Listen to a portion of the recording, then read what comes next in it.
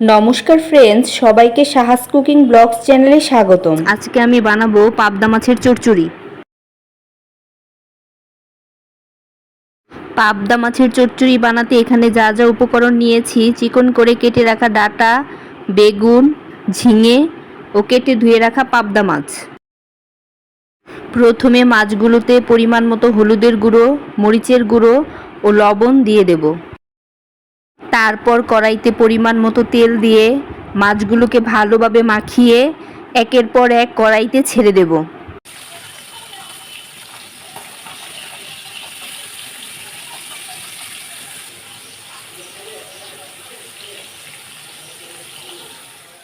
মাছগুলোকে দুপাশ উল্টিয়ে একটু লাল লাল করে ভেজে নেব।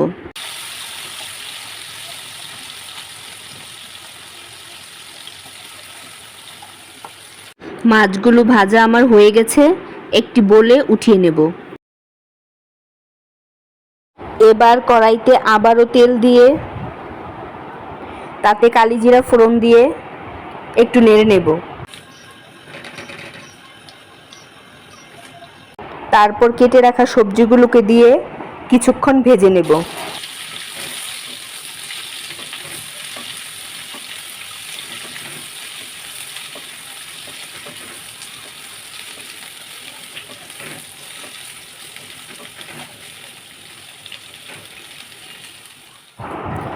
ওর মধ্যে একে একে হলুদের গুঁড়ো, মরিচের গুঁড়ো, ধনিয়া গুঁড়ো ও স্বাদ মতো লবণ দিয়ে দেব। দিয়ে 2-3টার মতো কাঁচামরিচ দিয়ে পরিমাণ মতো জল দিয়ে সবজিটাকে মশলার সাথে ভালো করে মিশিয়ে নেব।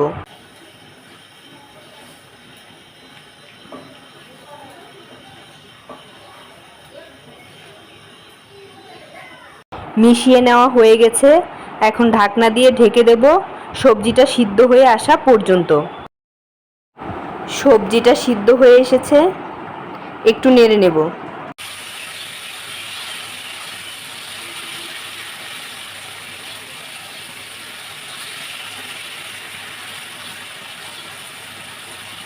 এখন ওর মধ্যে আগে থেকে ভেজে রাখা মাছগুলোকে দিয়ে দেব। দিয়ে পরিমাণ মতো ঝোল দিয়ে দেব। দিয়ে ঝোলটাকে একটু ভালো করে নেড়ে চেড়ে দেব।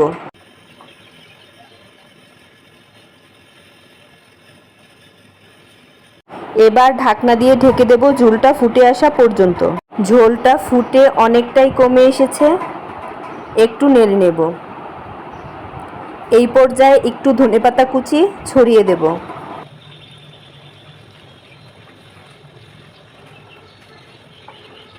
চচ্চড়িটা আমার হয়ে গেছে, একটি বোলে নামিয়ে নেব।